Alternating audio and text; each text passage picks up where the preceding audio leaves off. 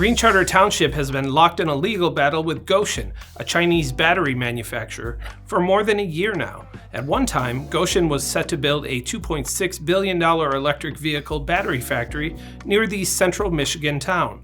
But last year, after new leadership in Green Township changed its mind about the project, Gotion filed suit, alleging it stands to lose millions if the deal does not go through as originally agreed upon.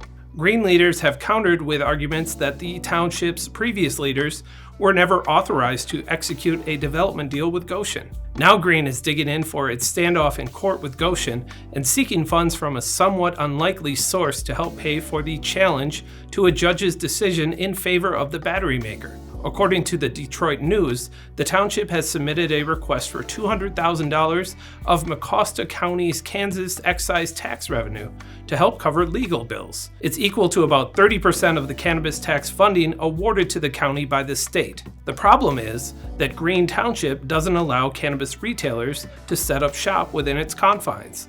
As the report points out, most of the dispensaries in Mecosta County are in nearby Big Rapids. It's caused some controversy over Green wanting a piece of the revenue from an industry it banned. Green Township's issues with Gotion not only stem from the deal forged with its former leadership, there are also concerns regarding the environmental impact of the factory and Gotion's ties to China.